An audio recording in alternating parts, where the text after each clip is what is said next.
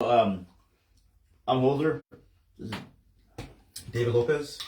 And this is, I think it's my first ever live on Facebook. So Live stream, yeah. yeah, so I've done a live stream on Instagram, like I told you, and on YouTube. Nice. But the reason I asked you to come over is when you mentioned on my Instagram story, about depression. Like I said, I was diagnosed with depression when I was like 22. Yeah. I was in the army when they diagnosed me. Mm-hmm. There was a army psychologist or psychiatrist that diagnosed me. But like looking back on my life, I realized I've been suffering depression since I was probably like in elementary school. Right. And I do feel like I get frustrated a lot now. Like I was taking medication for I've been off and on medication. This last time, like back in 2019, I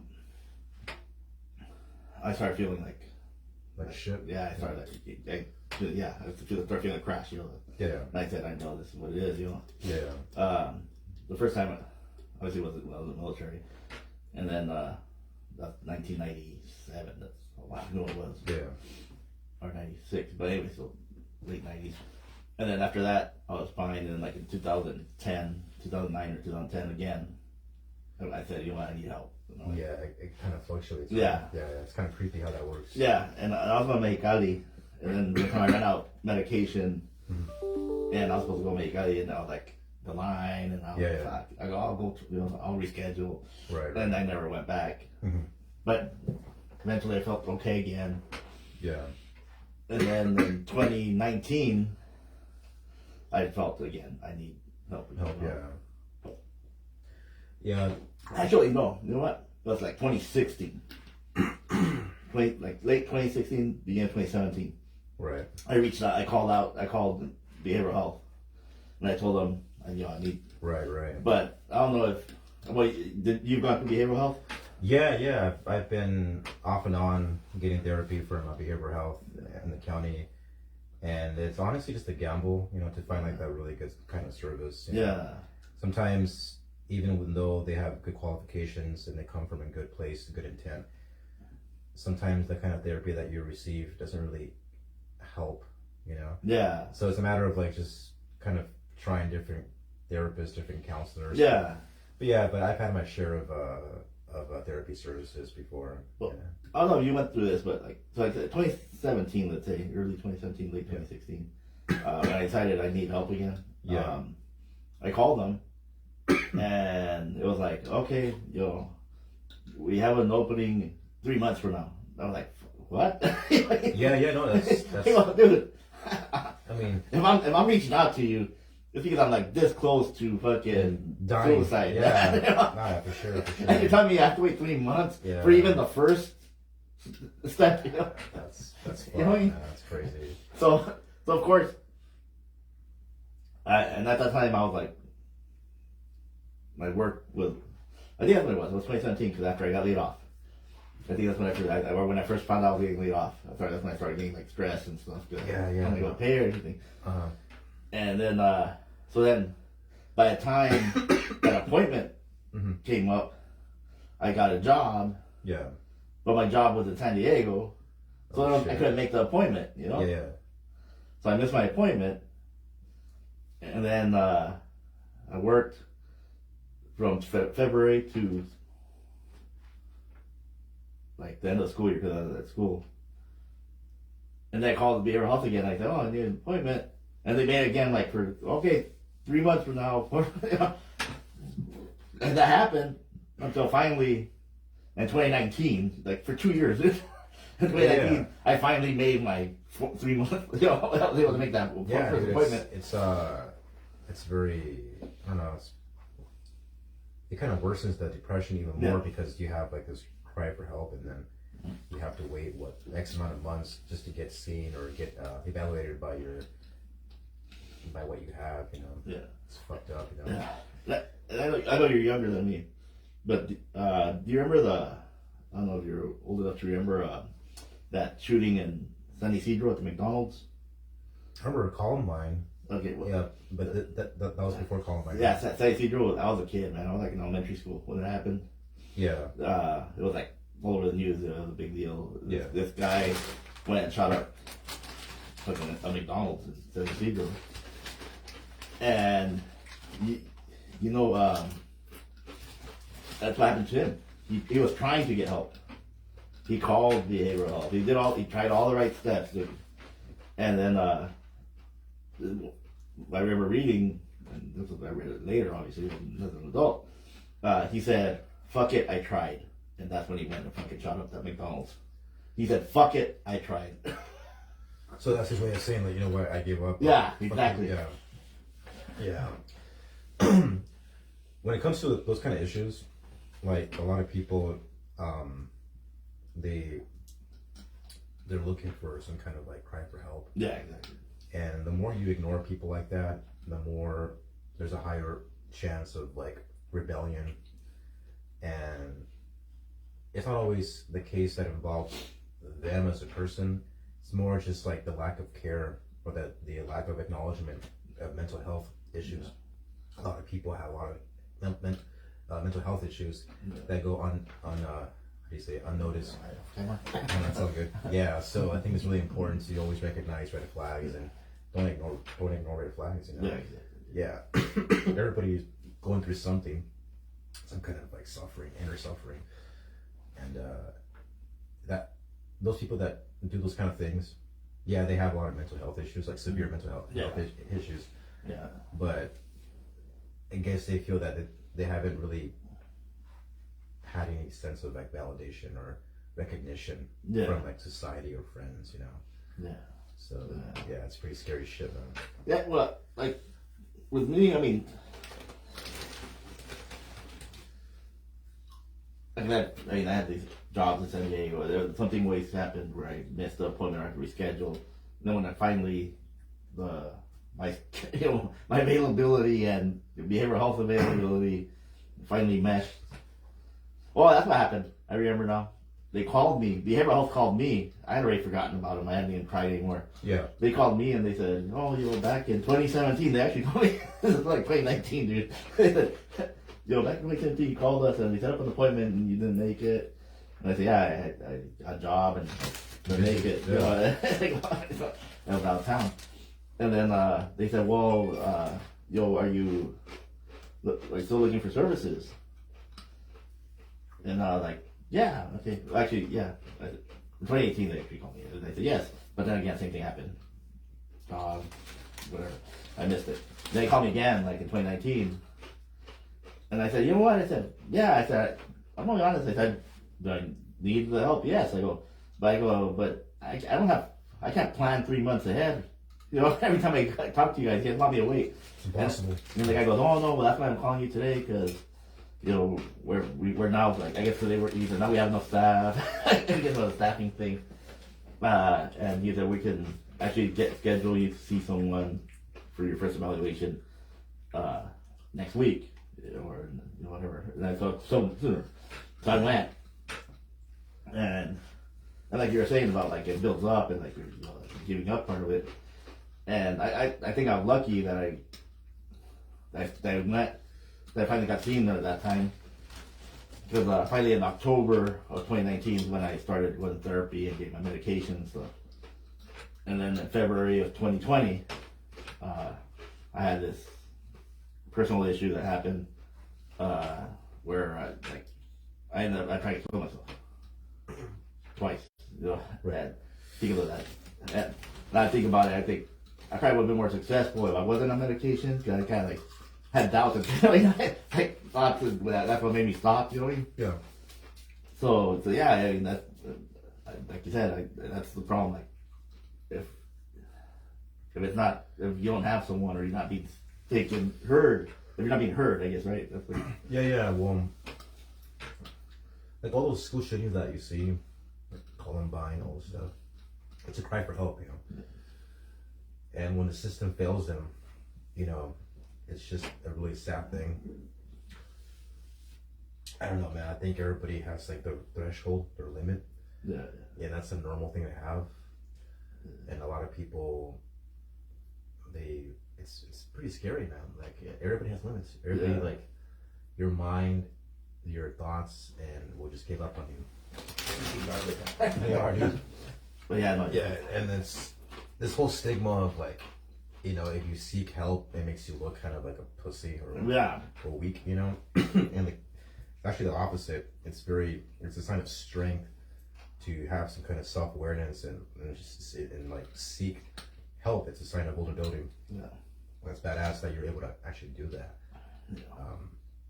It's difficult to seek help, but it's much more difficult to keep it inside. Yeah. So hopefully that makes sense. Yeah, no, yeah. When I was first diagnosed in the military, obviously I didn't go like seeking. I wasn't like, hey, I want to there because I was in the army. They sent me. Yeah. They saw something. They sent me to a psychiatrist because I was at. For me that period in time, it was hard. Yeah, and I got to a point where I didn't give a shit, you know. Right. Like, I was the guy that would show up to formation that fucking with a beard. I didn't care. I didn't shave, you know. I get yelled at and forced to shave. And I didn't have my boots shined or pressed. They made me do like KP or kitchen duty and sweeping and shit. They had me do all the shit jobs because trying to teach me to be a soldier, and I didn't care. Yeah. And so yeah, they sent me to get an evaluation, see if I belonged in the military or not. Right. And obviously they were like they weren't going to kick me out. But yeah, my ex-wife at the time, like she was all, why are you depressed? You know, why can't you just be happy? You know, okay, yeah, this is a choice, right? Like, you know, like, they make it sound like, and that's the thing, like people, I think, I wish there was like a different word for it than depression, because when some people that don't have it or don't understand it, they just think depression is sadness, you know, or whatever, and it's not just sadness, it's so much more than that, you know? Yeah, some people, excuse me, some people lack empathy, or they don't really give a shit because they've been raised in a very privileged lifestyle. Yeah. So, I mean, everybody goes through shit, but not everybody goes through heavy shit. You know what I mean? Like, some people just have it made, man. They have a good family, come from a good background, they have a good income, they were born into wealth, they have good connections. So they don't, not all people like that, but most people in that kind of realm of people don't have the empathy to understand what it means to suffer and to like survive on your own and to like go through shit. Yeah, it's kind of sad. Yeah, it's fucked. Yeah. Yeah. It's not cool. I tried to open up to like when in 2010 when I decided to get help. Like I opened up to some of my friends, and I regretted that.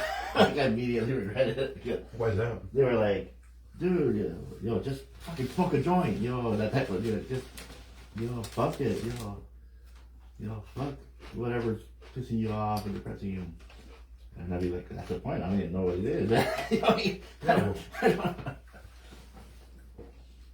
With depression is that it's a very deep, dense emotion that kind of creeps up on you. Yeah. So you can be actually living your life or doing your own shit and be depressed without even knowing it. Yeah.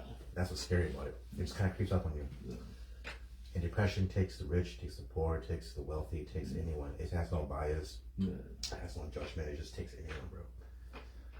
And that's what makes it a very, very serious issue. Is that it's inside of you, but you're not even aware that you're actually depressed. Yeah. So that's what makes it even very, very scary. It's pretty messed up, you know. Yeah. Like, I mean, sometimes you can say, yeah, this triggered it. Other times you don't even know why. Like, something that, and my girlfriend tells me, you always, I should say, oh yeah, you're saying, God damn it, like every minute you're, God damn it, and yeah, maybe I do, but it always like sometimes like the simplest shit irritates me, and I know it's because of depression, it's not because of, and sometimes like I'll just wake up and be like, God damn it, I woke up today, you know what I mean? Yeah. God damn it, I'm still here, I still have to fucking deal with this shit for another day. Right. Yeah. It's not that. I'm not saying like I wish I was there. I'm just saying like, God damn it, here we go again. Yeah, of course. Yeah, it's just life is very hard, man. It's challenging, and I think you have the right to feel that way. You shouldn't like. I mean, most people kind of, I guess, disappointed that they feel a certain way. Like, it's okay, dude. Life is hard. You have the permission to feel sad and stressed out and confused and angry because life is just so fucking challenging, man. Yeah.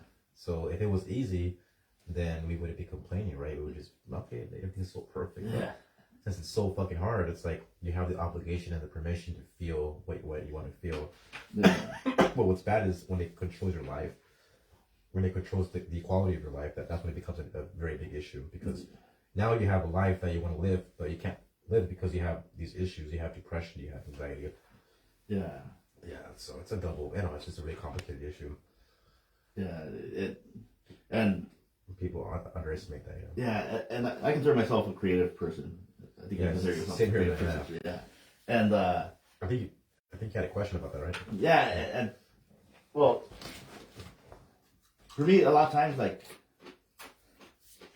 if I'm feeling like something, and then I want to do like something creative, and I can't, that actually adds to it. You know what I mean? Like pisses me off. Or makes me even more depressed. Like, for the past, since like 2018, the majority of the years, my jobs I've been commuting. Actually, since like 2014, I used to commute to Yuma and then to San Diego and then to Alpine and then to San Diego again. And so a lot of times I'll be in the car hitting, and then reception sucks in the mountains. So sometimes I don't have any radio, I don't have phone. And then I start getting in my mind, and then I start, getting that anxiety and shit. Yeah. And then I'm like, fuck, or there's times when I get in my mind, and then I think of something creative. Like I think, oh, you know what? I'm picturing this guitar riff, but I can't fucking do it because I'm on my way to work. Right. And that adds to it. That makes it even worse. Makes me feel even worse. More anxiety and more. Just that frustration. Huh? Yeah, and that's why I said in that video, like, I think when I'm unable to do my creative stuff, it makes it even worse for me. Like, I don't know. Do you feel like that happens to you sometimes? Does it hinder your creativity, or when your creativity is hindered, does it add to your? Yes and no. I think when I'm really stressed out and depressed, sometimes my creativity is pretty much like enhanced. Like I feel more creative when I'm really like down and like going through a lot of shit. Sometimes the stress is so bad that I'm unable to even play guitar or to like be creative. So it just depends on how my body reacts to the stress. Usually, like if I'm really stressed, I'll make up a song based on the stress that I'm experiencing. But sometimes I'm just so down that I don't have any energy to even be creative. Yeah. So it's like it just kind of depends on how I react to the stress, And that's why I'm working on making this. That's why I made this to help with that, like, so I can come here and when I have those moments and I need to kind of unwind. Yeah. And I don't consider it a man cave. I consider it my creativity. Yeah, it has a very creative vibe. Yeah, for sure. I eventually want to replace that desk with like a drawing desk where I could. Yeah, no, for sure. That's pretty dope. 'Cause I used to draw when I was a kid too. I used to draw, and I used to draw. I mean, I believe I used to draw really good. And somewhere along the line, I just stopped drawing. It happens, like bro. And then I think it was like in junior high, and then when I look back, I go junior high is when I started feeling like down.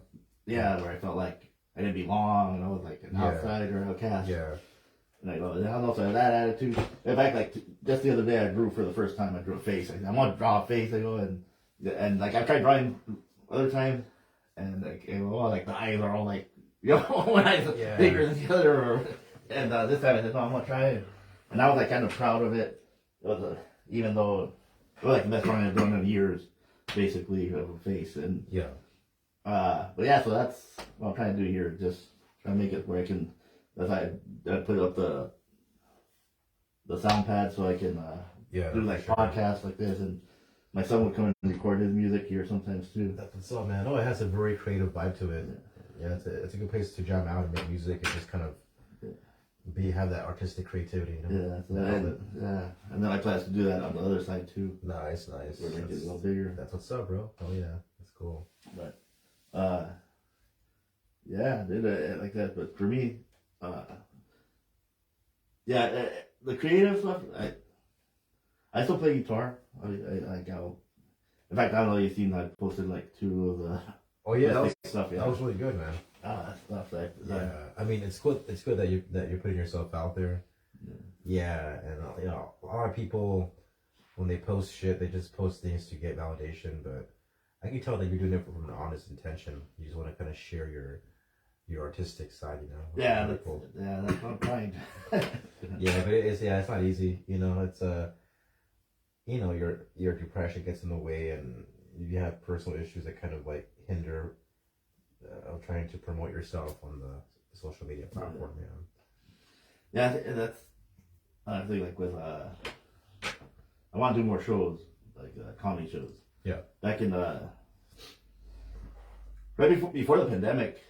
Like I felt like I was doing quite a bit of shows. I was doing more shows and stuff, and then like the pandemic hit and just fucked up everything. Yeah, and that was a hard time. And now I feel like I'm starting all over again. Yeah. But now I feel like it's harder to get the people to pay now for me to perform out there than it used to be. Like especially here in the valley. Here in the valley, like no one wants to pay, man. Well, I mean. I think the valley it lacks a lot of artistic growth. There's no art school here. Yeah. There's no music school here. I don't know if you remember back like in 2016, maybe 2017. It looked like the valley was on the cusp of this creative explosion, artistic explosion. It was popping, right? They had the first Fridays in Brawley. They had the nights on Main Street in El Centro, and then the what's it called, that art walk on the border here in Mexico, and then all of a sudden like it stopped. I don't know what happened. At first I thought it was because of the heat of the summer. I go, okay, yeah, it's too hot, but it never came back. What do you think happened? I think most people here that live in this kind of community don't give a shit about art. I think this is more of a agricultural farm town, and I'm very proud and impressed by the friends that I know that have like kind of impacted the art community with their talents. I love that because it's very hard to thrive in terms of artistic talent here in the valley. Yeah, that's why before I would go to San Diego with my friends and go to different art shows because it was more of a inviting artistic scene. Here you have to work quadruple to even get recognized as an artist, you know. That's why those events that you had mentioned, they were popping and they were gone. Yeah. Because there's not much of a there's not much of an interest to keep that going, you know. It's just and it sounds really sad, but it's true, you know. That's why, like I was saying, I have like Kim and Allen. I'm very proud because they have worked so hard, and I've seen them work hard. Kim and Alan from the Den. Yeah, So, Alan shout out to and the Den. Kimmy, Alan and Kimmy, I love you guys. They're like my second best, like my second family, and I'm very proud of Kimmy because she has worked so hard, and she's putting herself out there, and she is making it big in a town that doesn't really care about art. Yeah. And just seeing that, and just seeing her perseverance, and my best friend trying to support her, it's very inspiring. It kind of inspires us to like follow your dreams and definitely shout out to Kim and Alan because they're supporting not just art, but I mean even like with open mic. We have an open mic every other Wednesday at the Den. Not this week, the 22nd, February 22nd. Open mic night at the Den. What's the address? Oh, I forgot. I know it's down State Street. State Street in front of the old Greyhound bus station. There you go. I'm bad with directions. Yeah, me too. But yeah, man. I kind of wish there was more of an art scene here. Me too. But there isn't really, man. And entertainment, even like comedy, or music, or poetry, magic, photography. It's just not. That's why, like, I always try to make room to kind of like leave the valley a little bit, kind of go to LA by myself or San Diego, or just kind of get inspiration somewhere else, because here it's like art will never grow here, man. Yeah, and that's why I also like. Unfortunately, like the most success I've had with comedy has been in Yuma, right? And I understand it because Yuma's basically around the same size as the valley, I mean, the valley is 180,000, I think. It's very small. And Yuma's like 200,000. It's like double Yuma. But I mean, it's not. They're about the same size, and yet Yuma seems. You know why I think it is? It's because. Well, you have Arizona. Well, you have what's in Yuma that's cool? They actually have. If you look into it, they have a lot. They have that little, what's it called, the Littlewood Arts thing.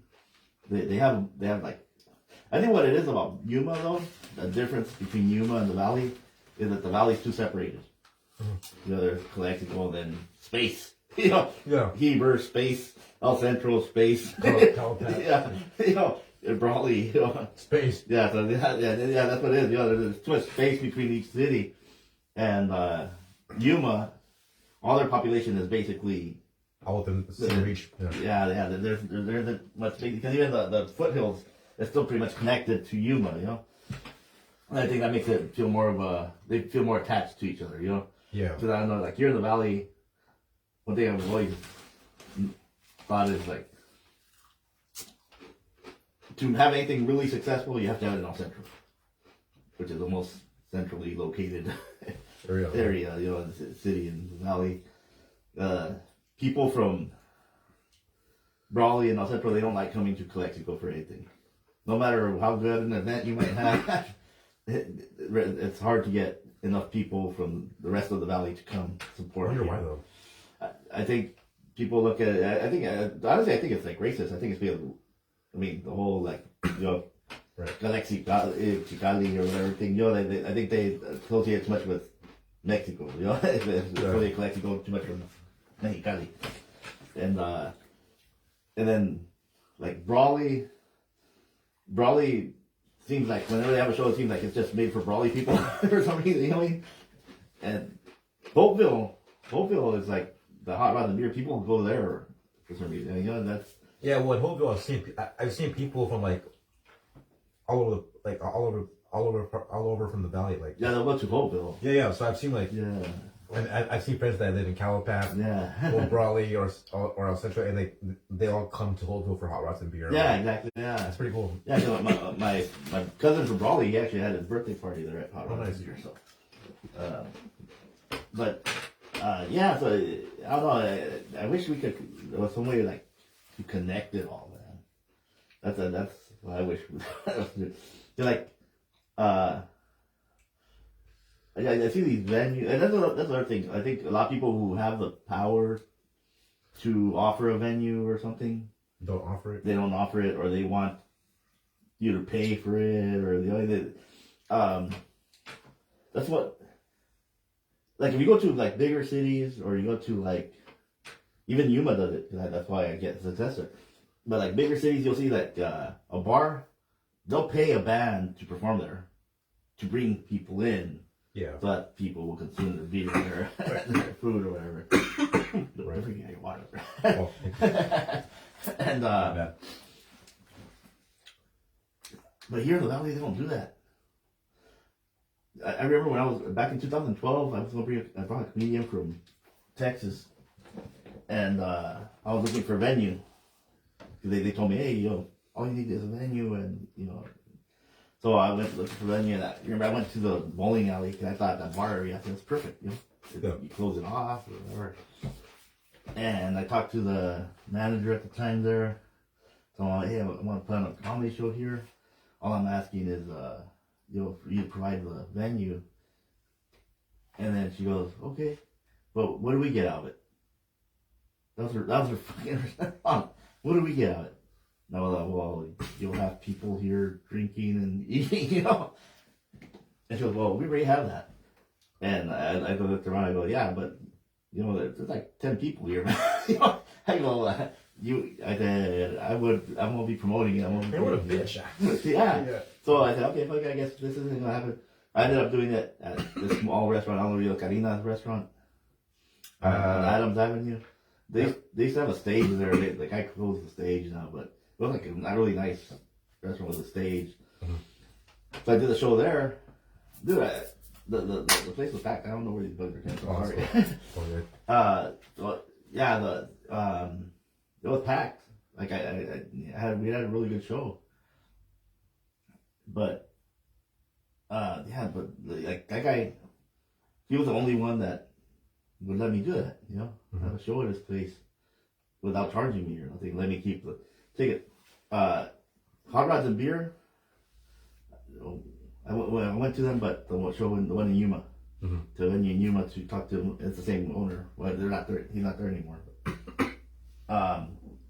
We talked to the manager while putting on a comedy show there, and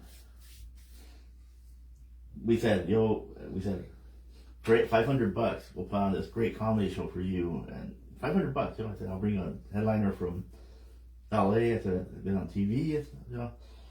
And the manager was like, that sounds great. Yeah, she said, I'm ready to do it. She said, we just need to talk to the owner, John from Hot Rods. And then he like totally changed everything on it. He was like, okay, okay, I'll let you use my stage for $500. Now wait, and then he goes, and 20% of the door. How the fuck are we gonna make money? If you're charging us for the stage plus 20% of ticket sales. It makes no sense. And not only that, then he wanted us. he wanted exclusivity, where we wouldn't do comedy shows anywhere else. If he had paid me, if he had done the way the manager had agreed, $500 for a show, then I would have given him exclusivity. Well, fuck, I mean, $500 to put on a show. But he wanted us to pay. Mm-hmm. Yeah, it just made no sense. And that's Imperial Valley mentality. That's the mentality that I see. I've run into multiple times. Yeah, that's a very common mentality, man. I've met a lot of people like that. People in power. I'm not gonna say names though, but I mean, I probably got blacklisted. But yeah, it's just you gotta be very, very careful. Like, it's like you have like this good intention of helping the community and helping the public, but sometimes the people that are in power don't always have the best interests, and that creates a lot of conflict with a lot of people, and so there's a lot of greed involved too, and a lot of like selfishness. It's just it's not. It's like there's the Imperial Valley, but there's no family unit in the Imperial Valley. It's just everybody's very secluded. Everybody wants a piece of the pie. Everybody wants like what they want for themselves. They don't really want to help so and so because that might hinder their business profit or some shit, so. But see, but that's backwards thinking because let's say that they were to pay to have a comedy show there. They put up $500. We put on a show. We fill up the place. Yeah. They get all that. Not only do they get all that money from the consumption, there, they also get a tax break right off for the show. That's true. Yeah. And I have not had a problem with the shows I've done in Yuma. I mean, they pay me. I've been paid pretty well to put on shows in Yuma. But here, and then they even call me saying, "Hey, so when are we gonna do our show?" Because that's rare. I get it, but that's right here. I mean, it's right here. Anywhere else, it's like it's more common. Yeah, exactly. yeah. They get it. That's why businesses here go out of business over here. That's why they're not open for very long. They're open for a few years and then they close down. It's not the Imperial Valley that's the problem. It's the people in the valley. Yeah. It's just a lot of people that don't really want to help each other, and there's a lot of I don't know, people that are people here are very close-minded. Yeah. It's very common mentality, bro. Yeah. It's pretty scary. Yeah. It's not cool, man. It's hard to find a good person nowadays, especially here in town, that wants to help you out or like give you some kind of kind of guide you, like a mentor, Yeah. I think most people here don't want to help anyone. They don't give a shit about you. Yeah. That's why I don't really trust a lot of people here. Yeah, especially like if you have a talent, or you have an artistic voice, sometimes, for the most part, people here don't want to help you express that, or they don't want to see you thrive, or I don't know. It's a lot of jealousy, a lot of envy. Exactly. And I see I also see I don't know if it's also cultural, like Mexican culture. Mm-hmm. And then I think it's amplified in the valley for some reason. But yeah, it's like when the valley doesn't like successful people unless they're famous. You know what I mean? I feel like it's like they'll be like, oh yeah, you're a big comedian, or oh yeah, you're a rock star, like that. And then unless but then when you make it, like, oh hey, rock star, like a different. You know what I mean? I'm not explaining it right. Like people like that, put down, they try to hold you back. I think it's because of jealousy. I think they don't want you to succeed more than they do. But then once they see you succeed, of course, then they want to latch on and be your hang on to you. Yeah, it's like if Keanu Reeves was born here. Yeah. I think he would have gotten a lot of attention, but I'm sure, knowing what you know about the Imperial Valley and the people here, I think he would have gotten a lot of shit. Yeah. For this guy is look at this guy being a cool actor. Yeah, He's in a lot of movies and this and that. But then he's on TV, it's like he's famous now, then you actually, now you have a different point of view because he's famous, he's successful. Yeah. So they cap on you during the journey. Yeah. But then once they actually reach the end point, they want to be your friend, Yeah. Exactly. Yeah. That's what is it? Sus. This is not. It's just shady. It's not. It's unethical. That's what it is. Yeah. And I see a lot of that in the Imperial Valley. But I've met a lot of good people in the Imperial Valley as well. Yeah. That have helped me a lot. A lot of good mentors. But I think Donald Logue, he's probably the most famous person that's been that made out here on movies and stuff. I have no idea who that is. Yeah, he's from El Centro. He graduated from El Centro, and he's been on lots of movies. And have you ever seen the show Gotham? Yeah. You remember that Gotham? Mm-hmm. He was Harvey. Oh, that was him? Yeah. Yeah, he's from El Centro. He's from El Centro? Yeah. And now he's big and Yeah. And that's one thing. I think, and from what I hear, he was popular in school, And but my thing is he then went to college.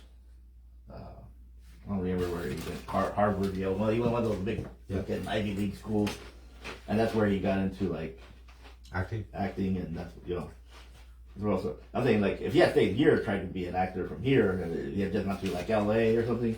I don't think he would have. I think the Valley would have been big time actor. I think they still make fun. Even before I want to say, like, I remember hearing him on an interview once. Used to be, I think he used to like going to Irma's. You remember Irma's place in El Centro of the bar? They closed down a long time ago. I don't think But so. he talked about like getting picked on, like people talking like, "Oh, big actor, yo." Right. And that's what I'm saying. But my kid, he wasn't like a household name or nothing. You know? Right. And that's what I'm saying. Like, that's the Valley mentality too. You're like, oh, and I just think it's Pretty pathetic, huh? yeah. Well, there's a quote by Heath Ledger, speaking of actors. He once said that a supporter is a stranger, and a hater is someone that you know. Yeah, that sounds right. So that kind of relates to what you're talking about. Yeah. You know, how people here, they kind of like, they get a little cap on you. Yeah. You know, but yeah, you'll get support from like a complete random stranger that's not even from the valley. Yeah. Yeah, and that's the way I feel too. I do. I feel like I get more support, or I get better feedback from people when I perform, like in San Diego or Yuma. Not here, right? Like not here, yeah. Ever. Yeah, That's rare, right? It's rare, yeah. That's why, like, when you get support or some kind of feedback here that's positive, it's like either you're not from the valley or you're just a really good person, and that's hard to find here. Yeah. Even like other parts, like, oh, I think for the most part, I think here it's just a lot of people here don't really help each other out. It's like the Imperial Valley is a very small town, but it feels like it's not even a town. It feels like everybody's so secluded and like exactly, yeah. Even though there's shows here and there's events here, there's not much of a tight knit community vibe that like everyone will show up. Yeah, like I don't know. I just feel that way for so many years, and that's why like it gives me a bigger reason to kind of maybe move out of the valley one day, just kind of explore my horizons. Yeah, that's something that I've been wanting to do for years too. Right? Yeah, but even I have any comments or no? No, but it's been down for about 43 minutes. Oh shit, right on. Yeah, dude, it's I have friends that leave the valley, they come back. They come back anyway. I don't know why this place is like it's like it's not a horrific place. It's home, you know. Like I think what makes me keep myself sane is that I have good friends here. But imagine if the people that you knew didn't live here with you. Yeah. I think it would be hard to live here because you'd be by yourself in in a place where that doesn't support your artistic outlet, you know. It's funny I say that. I think that you've heard where I say that I see so that I feel like the valley is one of those bug zappers. You know, it's a bug zapper, and I'm a bug that keeps, you know, or the people are bugs that keep leaving, but they come back. Right. You know, they leave, they come back, they leave, they come back until they burn up and die. You know. I mean, it seems like most people do end up coming back, and it seems, and I think that's another problem that I like. Like, I feel like my friends, like my closest friends, the majority of my closest friends aren't like creative, or they're not, or even if they are creative, they're not as into it as I am. You know what I mean?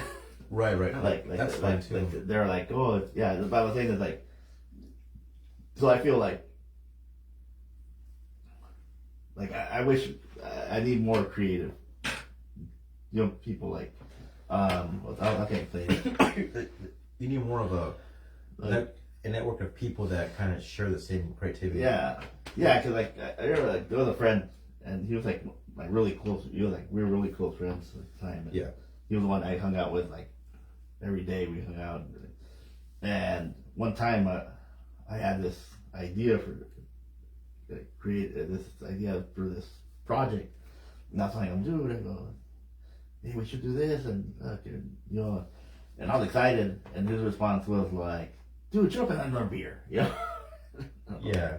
Okay. So, well, thanks for the support aspect. Yeah, right. Dick. Yeah. And that's why, like, I decided, I mean, I just gotta if I have to do it myself, I gotta figure out how to do it myself. You know, sometimes, you know, it's kind of sad, man. Like, you have this amazing idea, and you've had it in secret for a long time, and like you're excited to show it to your friends. sometimes, man, the best advice is not tell anybody. Because sometimes people will hear things, they hear your goals and your dreams, and like they kind of discourage you. Like, you know what, I'll do that. Like that's kind of dumb, or nah, you won't. That'll never work. Yeah, that won't work. And like, you know how insulting that is to hear that from like, especially your friends. Yeah, it's one that you get that you trust, and then to have them tell you, you know what, with all respect, that shit sucks. Yeah. It's not gonna go anywhere, and that's why. I think being serious is pretty important too. Being low key. I don't tell people my goals anymore, man. Yeah. Or my next move. It's because people will just use it against you, or they'll just find a way to like really discourage you. Just I don't know, man. Just be kind of low key sometimes. Just be serious. Dude, one of my biggest regrets, and that's when I first got out of the army. My father-in-law at the time. He was sick. He passed away not long after I got out of the army. Passed away, but maybe 6 or 7 months after I got out. Oh, wow. But when I got there, he made a proposal to me about a business that he wants to start. But he said, I'm too weak. He goes, I'm too weak and old to do it anymore. He goes, but I'll walk you through it. He goes, if you want your friends to help you with this. So that's what, and this is back '97. You gotta remember that timeline too. His idea was fucking paper shredding business. And he said, yeah. He goes, this is it. He goes, you buy a big industrial shredder or whatever he said, and then then you go to businesses and pick up their documents and you shred them for them. You know? And I was like, hey, that sounds good. And I told my best friend, I said, hey, what are you doing? I go, my father-in-law's offering me this business proposal. I walked him through it, and I said, you want to partner up with me on it? And he goes, oh. So I told my friend what it was. He goes, dude, who the fuck's gonna pay you to shred their paper when they can do it for themselves at their office for free? And I thought, yeah, you're right. And what now? You see shredded all over the place, those shredded trucks and stuff, that get paid. Yeah. But yeah, at the time that didn't exist yet, they weren't as big yet. Yeah, and my friend made me think, he could be like, why would someone pay you when they can just have their secretary do it? It was already on the fucking books, Damn, bro, what kind of friend is that, man? And I thought about it, you're right, man. Nah, dude, that's not. And I told my uncle, my father, yeah, I said, no, I can't do it. Yeah, that's just not, that's not cool, man. Like, yeah, dude. Like I was like 4 or 5 years later, I started working for the county, and I saw those shredded boxes. And I go, holy shit, that's what my fucking father-in-law was talking about. Yeah, that's why I was thinking, fuck, man, I could have been the one doing this. I could have been that. Yeah, dude. And I wasn't my own boss. And dude, like, you know what, man? Like, honestly, dude, like, you'd be surprised how fast dreams could die if you listen to people's opinions. Yeah. And they don't pay your bills. Yeah. They don't put food on the table. They don't give you promotion. They're just opinions. And yeah, I'm guilty of it too. We just tend to really focus on people's opinions on how to live our lives. Yeah. Fuck that. Yeah. And I think that's also why I think that's the difference between people who make it in like anywhere. In the entertainers, arts, whatever, that people who actually make money off it because they didn't listen. Or they had more support, They listened to the doubters, or they had people who actually said, "No, you can do this. You got this." Oh, dude, yeah, man. Like, I don't have any kids, but I always support parents that support their child's dreams. Because sometimes I think, for the most part, most parents like, you know what, that's a good idea, but it's not gonna pay you for rent, or it's not financially stable. It's very risky. Yeah. Try a different route that's maybe gives you more money. Yeah. Money helps a lot. It fixes a lot of problems, but sometimes people become enslaved and they just become attached to the idea of just making money, but not being fulfilled doing it. So it's a big difference. Yeah. I think a lot of people, they hate their jobs, man. Yeah. I mean, I don't hate my job. I love my job, but at the same time, most people can be happier working at a different job. Yeah. That probably pays less money. But then that's harder. So. It's like Robin Williams, all these famous actors that have committed suicide. Yeah. They had a nice mansion. They had a lot of money, a lot of success, but they weren't fulfilled. They weren't happy on the inside. So money is important, and it does help fix a lot of problems. But at the same time, I think being fulfilled and doing what you love is even more rewarding. I think the key is, and it's hard, it's so hard, is to find a job that pays well and that you love. Exactly, yeah. Yeah, it's hard to find. Yeah, with my kids, that's one I've always pushed it. Like if they say, "Oh, I want to be an artist," okay, well, be an artist. And I even today, I mean, they're in their 20s. I always tell them, you know what? I go, do it. Right now that you don't have kids, do it. I mean, you'll have the rest of your life to work a 9-to-5 job, man. Right now that you don't have to, you don't have all these, you don't have the bills, you don't have a mortgage, you don't have kids. Do it, try it. Work hard at it, make it happen. Because once you get a 9-to-5, that's it. You're stuck there, man. Because you're not going to have time to to try to do what you want to do, man. Yeah, for sure. Yeah, 100%. Yeah, it's very scary how I think most of us can. I think for the most part, most people have that kind of like regimen. They just live 9-to-5. Yeah. It's cool to have more freedom though. Yeah. Or to have like your own business. Yeah. It pisses me off a little bit. Like when in 2019, like before the pandemic, I was doing podcasts like this. Mm-hmm. I was interviewing like bands from the valley and stuff like that. I was putting on comedy shows, and I mean, obviously, I wasn't getting rich off it. I wasn't making enough money to live off of. Right. But it really hurt me one time when my girlfriend was like, "Yo, well, that's your hobby." I was, "No, don't call it a fucking hobby. I don't. This isn't a hobby. This is my passion. It's not a hobby." And to me, that kind of like made me feel like it's nothing. It hurts, right? Yeah. So, nothing. Wait. So why is I don't know someone that I'm trying to think of something. I can't even think of an example. But I think like someone that works. Or let's say like CEOs or cops and stuff that they make, CEOs especially here in the valley, they make good money. I mean, compared to everyone else here in the valley. But yeah, I mean, how many of them their marriages don't survive? They're bad, or they're bad relations. They're doing.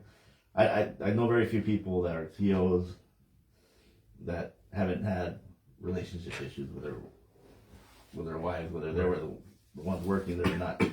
I don't know what it is about that. Well, I mean, I don't work in that kind of job, but I have friends that do, and they told me that it's a very, very emotionally stressful, draining job. Yeah. And that kind of stress, it transcends into their home lifestyle. So when they come home, they have to kind of like, I don't know how to say it, like they come home with like the stress, and it's very hard in that kind of job field to separate your work life from your home life. I think for the most part, it's sad, but I think a lot of people that work in those kind of jobs, they kind of lose that gap. They just kind of combine both worlds into one lifestyle, and it's not their fault. It's just that life, that job is very, very, very hard. Yeah. Thus, that's why they get paid so much money, just because it's a high risk life and death situation. Yeah. One of my buddies that he told me that when he first went to when the warden first welcomed him to the prison, the warden asked him, "Are you married?" And my buddy was like, "Yeah." He goes, "Do you love your wife?" And we were like, "Yeah." And basically the warden was saying, you better make sure that you treat her well. This job might not be for you if you love your wife, basically. He told her. That's kind of fucked up. Yeah, but I mean, I'm sure he meant well. You know. yeah. Yeah. I have a couple of buddies that work at law enforcement, CEO. Yeah. They have really good marriages, Yeah. and then I'm happy for them. And I've met people, unfortunately, that they're good people, but they just don't know how to. The stress from the job just affects their marriage, you know?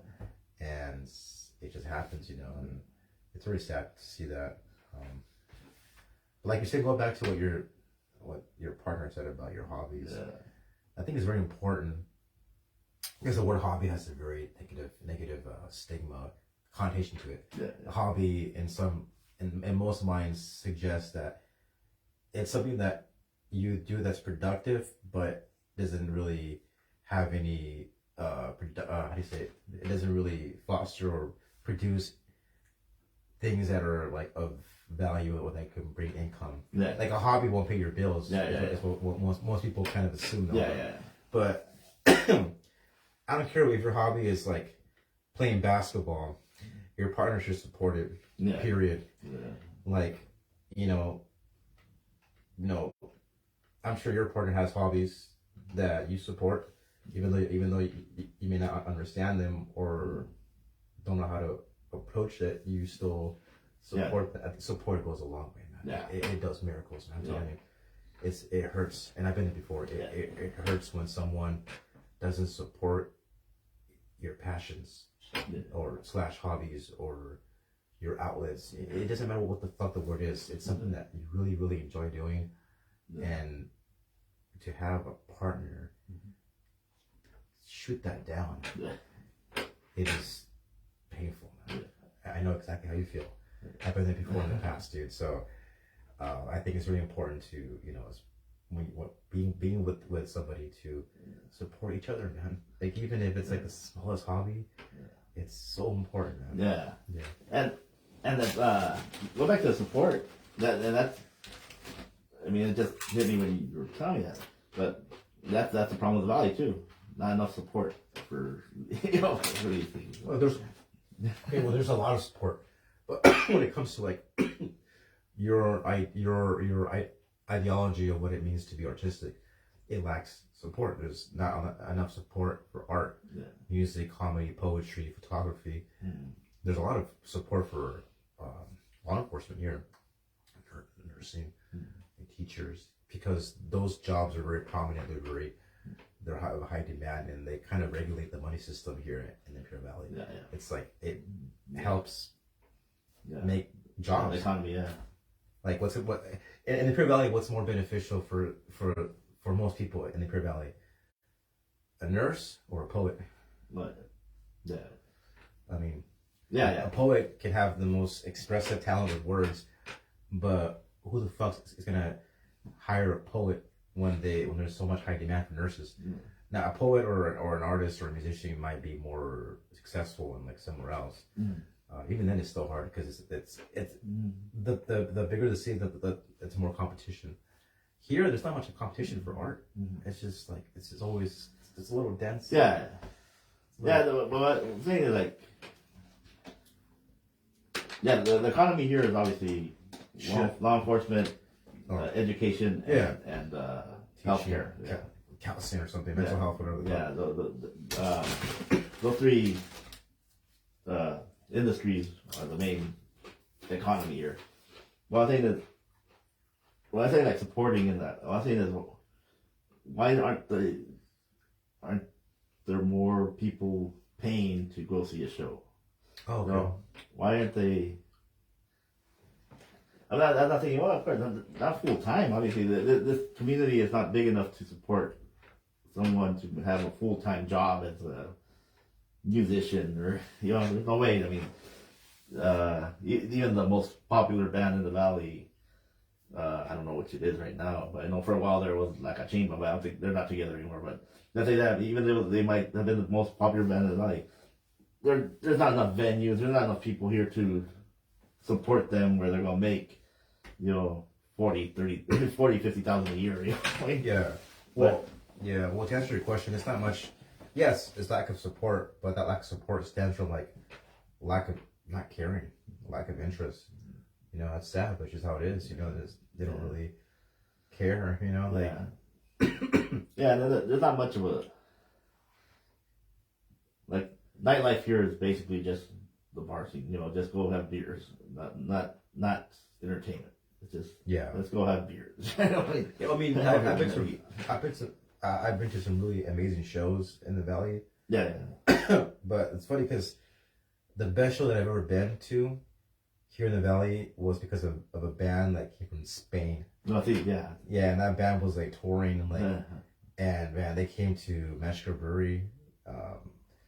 You know, big shout out to Ernie, his bar, Strangers. Oh, he was the host of that band, the band, and the band came from Spain, man.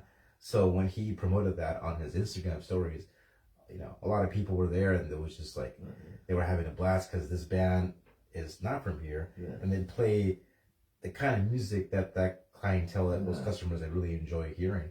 So yeah, man, like it's very rare to see a supported show here. Yeah, that's hard. That's rare. Very rare. I did see that. That's their Mexico part, right? The Mexico bar. It's called Mexico. Mexico, right? So Mexico is down. But that's the one that used to be Strangers, right? So Ernie has the restaurant called Mexico Brewery, where they have really good pizza. So he has different cooks. Well, now he has a cook that makes Detroit style pizza. So it's a restaurant where you can order beer and you can have a conversation, sit down. It's a very quiet ambience. It's good for a date. It's a very nice show spot. I love that place, man. Me and my girlfriend used to love going to Strangers. We used to go to Strangers all the time. It's a good bar. Because most bars here are pretty ratchet. Like, I'm just being honest. You know, I think it's funny because even though they're ratchet, it sells. You know, ratchet attracts ratchet. You know, and it sells. It brings money. You know, but that's not my kind of scene. You know, so yeah. So I think that bar is very, very nice. It really has like a really good. It's a place where you can actually have a beer and have a conversation. Yeah. You know, most bars are very loud, and you can't really talk and converse with your friends or with so and so because it's too loud. And Strangers is cool because you're able to just kind of be yourself and not feel judged and not. That is like the best bar in the entire Imperial Valley. I agree. That is amazing. I haven't been there in years. But dude, Ernie, I love you, man. Like he has really good hospitality. He has some really good beer. And you notice if you like, I've been there for so many years now, and like it's never a bad crowd. I've never seen someone get stabbed there, you know, God forbid, or I haven't seen anyone fight there. It's like a very, very, and it's crazy because it's located on a really not so safe area, but yet on the inside it's actually very safe, as opposed to other bars that are down the same area that are not so safe. So I don't know, it's weird. Yeah, I remember when I first discovered Strangers Bar. We were thinking, wow, like, well, we have a punk bar in the valley. It's like really cool bar. Right? But I haven't been there since the pandemic. But I know that they opened up that other place was called Strangers West for a while. Well, that's called Mexico. Oh, it used to be called Strangers West, and now it's called Mexico Brewery. I did see that. Going back to what I saw that they're now trying to promote local musicians because they posted on Instagram that they want to start doing more shows there. Yeah. But they want to emphasize local this time, not from out town. Yeah. So they have a stage area there. No, but there's like on the back of the kitchen. There's like a little alley, and there's like a little like a room where they have bands perform there. It's like almost a bigger size of this room here. And right behind the room is like Ernie has his like the tanks to make the beer. So it's a cool spot, man. And there's no stage like an actual like elevated stage. It's just a room where bands perform, and it's perfect during in the winter because it's very cozy and it's nice. But I've seen some really good bands there. Some friends of mine from San Diego actually go there and they play music. Nice. Yeah, so it's a really cool spot, man. It's good beer. Like what more can you ask for? It's good beer, good pizza, good customer service, good people, good. Dude, that's just like the perfect ingredient. Yeah, it's like That's hard to find in Imperial Valley, man. Most places are just like they're cool, but they lack that kind of like entertainment value. And he has all of it. Like he is, I'm very proud of him. He's kicking ass. Yeah, That's nice, great. Yeah. Unfortunately, like for me, since the pandemic, I haven't been able. I still have not been financially Don't worry about secure it. enough since the here. pandemic Same here, bro. to go to shows and go to the restaurants. I know how it feels like, man. And it's not even your fault. It's just sometimes, you know, the environment that you're in, it's not working in your favor, and it doesn't really help you prosper. It doesn't help you grow. That's why, like, even people out of town are still having trouble. In San Diego, a lot of people are unemployed because the rent is so expensive. You know, it's just so. It's very easy to blame yourself and think, oh, maybe because I'm incompetent, or maybe because I don't have enough guidance. No, the guidance is there. It's just the guidance is not being appreciated in a place where there's no much growth. Yeah. So. Yeah. Are you watching the Super Bowl tomorrow? You know what? I don't watch sports, man. I had a pretty bad experience when I was a kid. It was kind of a really traumatic experience. I remember my dad tried to put me in sports. And I'm not a sports guy, dude. I don't hate sports, but I think the sports are pretty boring. Anyway, so I had a pretty bad experience because the coach yelled at me because I had a learning disability. So I was very bad with verbal directions. And I was always confused to what he wanted me to do. So he would just yell at me. And he would make me cry because I was slow with following directions. So since then, like, I just don't like sports, man. Yeah. When I was in high school, I think it was my senior year. The freshman team had this big Chinese dude named Sang. Like, it was huge. And the only reason they put him on football was Sang. Yeah, the only reason they put him on the team obviously was because he was huge. I remember he was so big, like the helmet. You had to get like a bigger helmet for him, like that, or the special order a helmet. Yeah, and he didn't speak English or Spanish. And I remember the coaches would draw lines in the dirt to tell him where to go. Like they were like. Yeah, like, hey you. Yeah, they go. Get the fuck out of there. They go like, go through here and then attack the quarterback. Oh man, that's funny, dude. Oh, that's hilarious. Yeah, no, yeah. Yeah, I don't watch sports, man. Is it still going on? Yeah. Yeah. Any comments?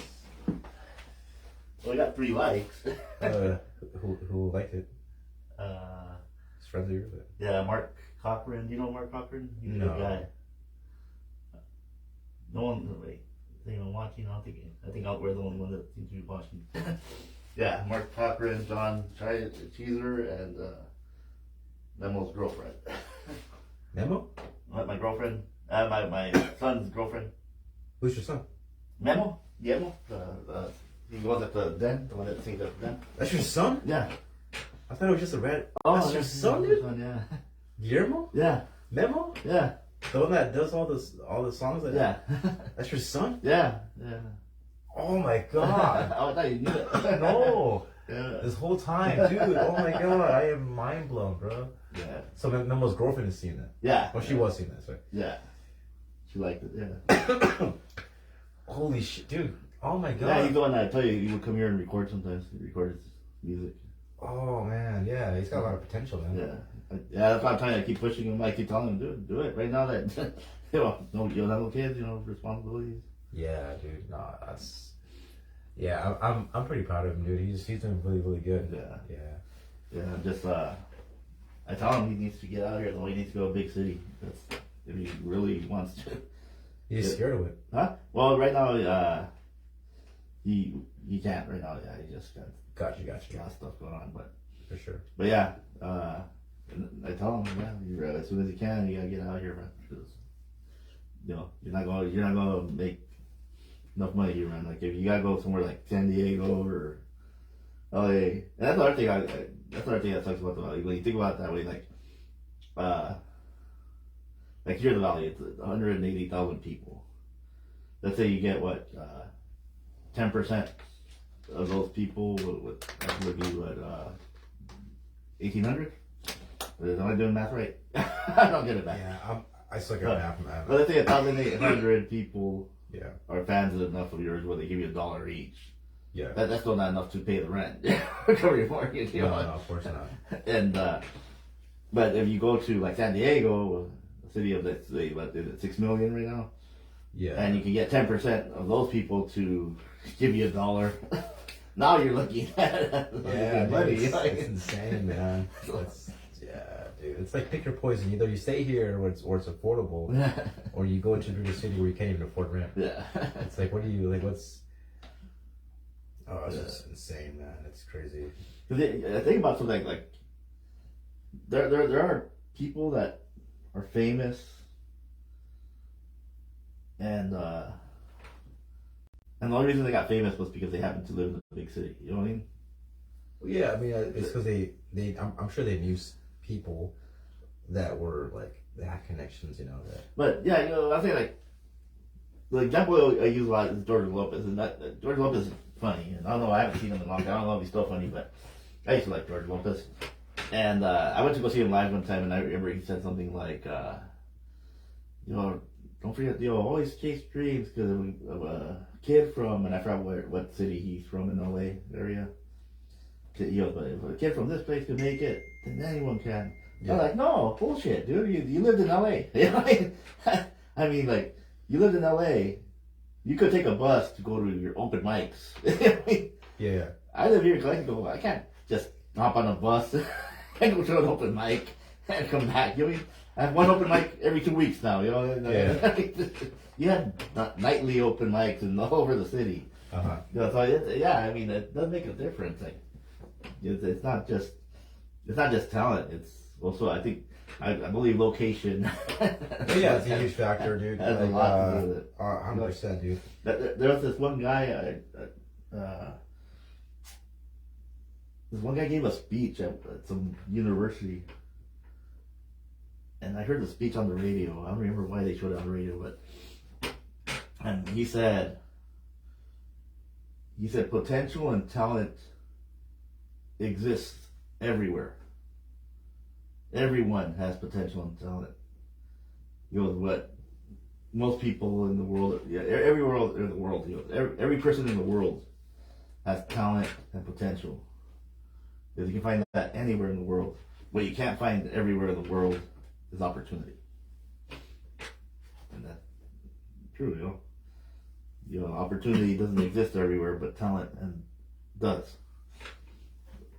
Because, like, opportunity, like we were talking earlier, there's no opportunity here to make money with talent. Yeah, I think for the most part, you have to create the opportunity somewhere else. Yeah. Yeah, dude, because... Yeah, I'm thinking about, actually, I started back in October. I was going to open mics in Mexicali. And because over there, that's a city of over 1 million people. We know that there's more opportunity for entertainment, to make money with entertainment in Mexicali than there is here. Yeah. Just because there's so much more people. And yeah, they have a really good comedy scene over there. So, yeah, I've seen a lot of good bands there at Mexicali. Yeah, like a lot of talented bands. Yeah. There's a band that I saw last year in Mexicali. I actually ditched class just to see them. I think they're called Tabula Rosa. That sounds familiar. Yeah, they played at the Vibe in El Centro. They're phenomenal, man. And like, their style of music is like, it's the same members, but they always have a different. They'll have like a saxophone player at one show, but then they'll have like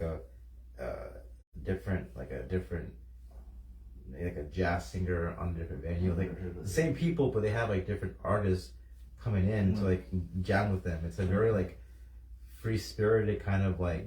It's not just one band. It's the same band, but they have different people in the band. It's really cool. So yeah, a lot of artistic. Well, there's bands and that are actually from Mexicali that made it big, you know, like Rake, Banda. Which one is it? Banda. And one of them was singing band, so I can't remember the name of the band right now. And that one, they don't exist anymore, but do you remember that one family that went viral singing that Adele song? They were from Mexicali, that one girl. No. I can't remember their name either, but yeah, they're.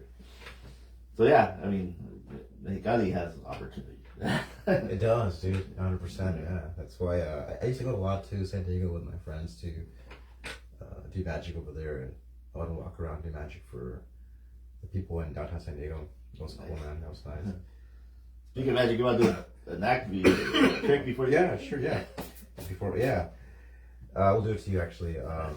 So Jose, do me a favor. I want you to think in your mind of any playing card in the entire deck. Don't say it though, but keep it locked into your mind. Maybe a card that means something to you, or whatever card that pops into your mind. You know, it could be a card that you find appealing, or a card that represents you, or any card in the whole deck. Keep it locked into your mind. Right. And let me know when you got one. Okay. Okay. Now, before I ask you to name it, I'm going to give you two options. Do you want to keep the card, or do you want to change it? Keep it. All right, so for the first time on live camera, what's the card that you're thinking of? Four of Hearts. Four of Hearts. Now, you agree that's a completely random card, right? Yes. I didn't influence you in any way whatsoever? No. Okay. So, in my pocket, I have a deck of cards. As you can see here, I'll even show the camera. Right? I have not shuffled this deck at all. It's been inside the card box since I got here. Yeah. So, I'm going to give you this. I want you to open the card box and take out the cards. All of them. I'll take the card box. Four of Hearts, right? Yeah. Okay. And you could have named the Three of Hearts, Two of Hearts, Jack of Hearts, but Four of Hearts was the card that popped into your head, right? Yeah. I want you to spell your first name, every card per letter into my hand. On the top? Or? Yeah, top, yeah. So. J. Mm-hmm. O. S. E. Perfect. So you named the Four of Hearts. You could have been born with a different name. Mm-hmm. And yet, it's all about this moment. I want you to look at the card that's left on top of that deck and show the camera.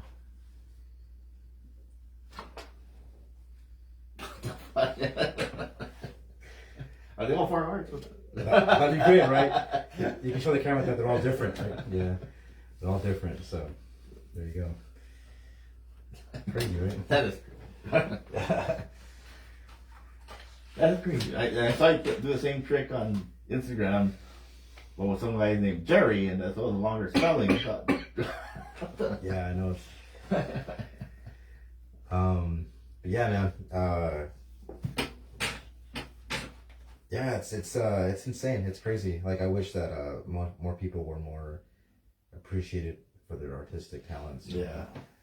It's kind of an unfortunate thing, though. But I'm sure maybe in the future there'll be more of a growth in terms of art. Yeah, I'm hoping that now that I have this new job, which is supposedly in theory has me working from home more. So yeah. I'm hoping that means I have more time to do my artistic, creative stuff, and I can actually put on shows and do stuff. Cause we are actually working on a show. Me and the buddy are working on. We have a show coming up in March. I can't remember. It's the 18th of March. A comedy show. So keep an eye out for it. Yeah, for sure, man. If it works out, the guy that my buddy when I actually used to do the voice. You ever watch Jimmy Neutron? Yeah. You remember Sheen? Yeah. Yeah, the comedian is the voice for Sheen. Oh, what? Yeah. That's cool, man. So Yeah. Hopefully we'll make it happen. Sweet, man. We just sweet. try to figure out a location. That's the other problem. The venue. Yeah, of course. Yeah, just keep me updated, you know. Yeah. Yeah. All right, well, I'll stop it there, guys. I think we've been over an hour, but all right, cool. Hey, well, thanks for watching. All right, guys. Have a good night, guys. Thank you.